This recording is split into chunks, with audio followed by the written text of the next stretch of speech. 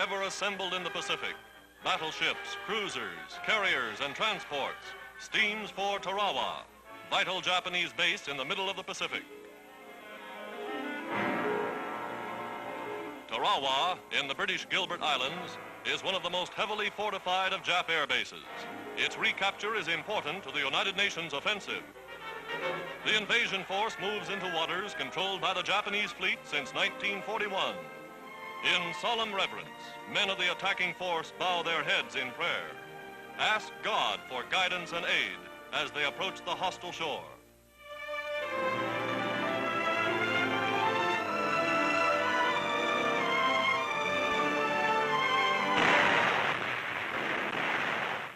Dawn, and the Navy's big guns open fire.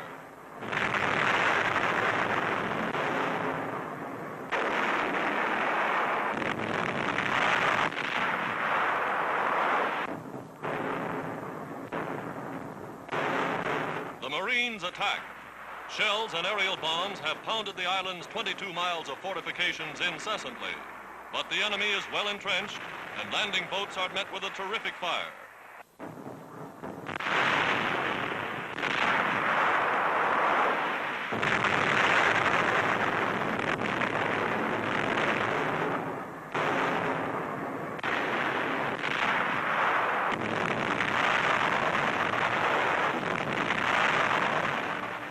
First waves establish a beachhead, naval guns continue to shell Japanese positions inshore.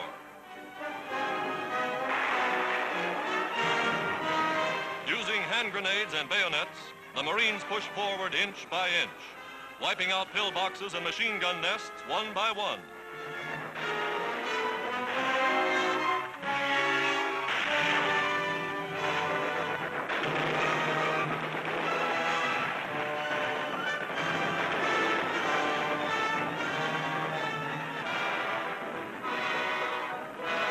Reinforcements arrive. Tarawa and the Gilbert Islands are in the hands of United Nations forces. The entire garrison, more than 4,000 Imperial Japanese Marines, annihilated in 76 hours. The most difficult, the most dangerous of all military operations achieved. Victory at Tarawa stands as a dramatic symbol of the growing offensive power of the United Nations in the Pacific.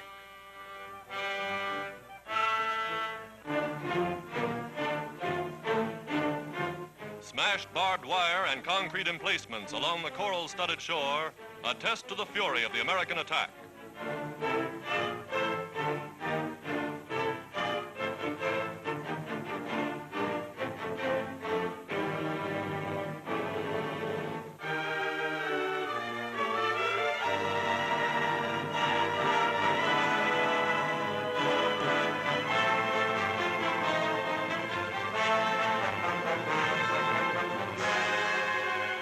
Heavy coastal batteries, now twisted and shattered.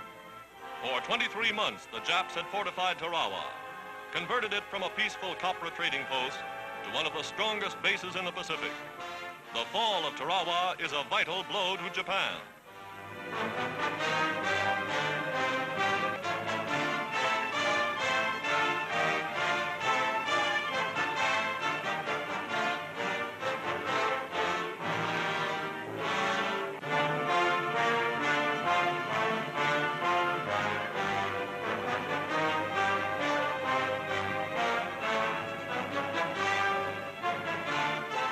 On the island were many Koreans, workers forced to labor in slavery by their Japanese masters.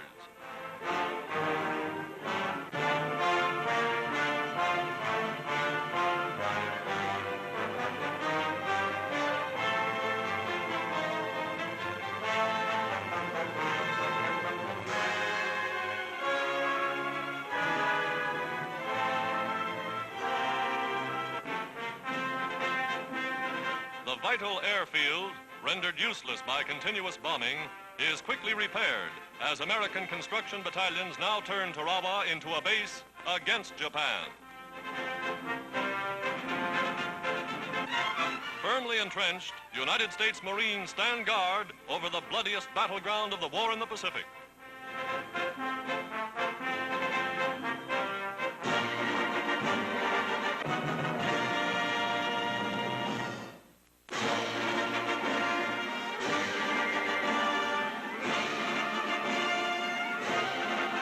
In the shadow of the pyramids near Cairo, Egypt, in the heart of the Muslim world, the leaders of China, Great Britain, and the United States meet face to face for the first time. President Roosevelt, Prime Minister Churchill, and Generalissimo Chiang Kai-shek, united in the war against the Empire of Japan. Madam Chiang Kai-shek is here as advisor and interpreter to her husband.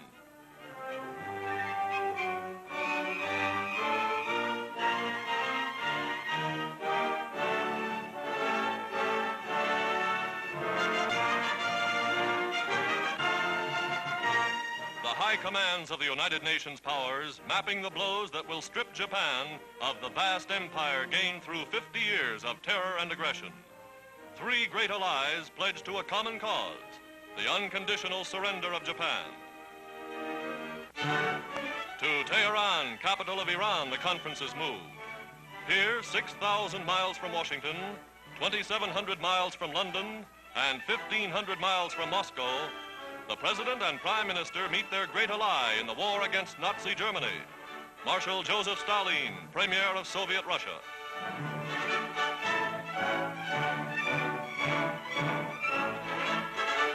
The dramatic conference for which the world has watched and waited. Roosevelt, Stalin, and Churchill, climaxing a series of meetings that began with the Atlantic Charter and carried on through Casablanca and Moscow. Diplomatic representatives of the three nations are present: Molotov, Eden, Harriman.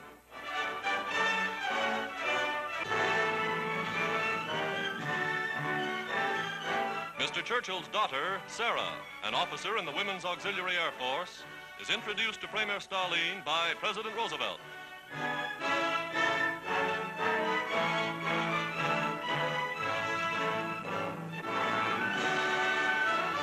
A dramatic ceremony highlights the meeting. The presentation of the Sword of Stalingrad, gift of Britain's king to the people of that heroic city. Marshal Stalin accepts the tribute on behalf of the Russian people.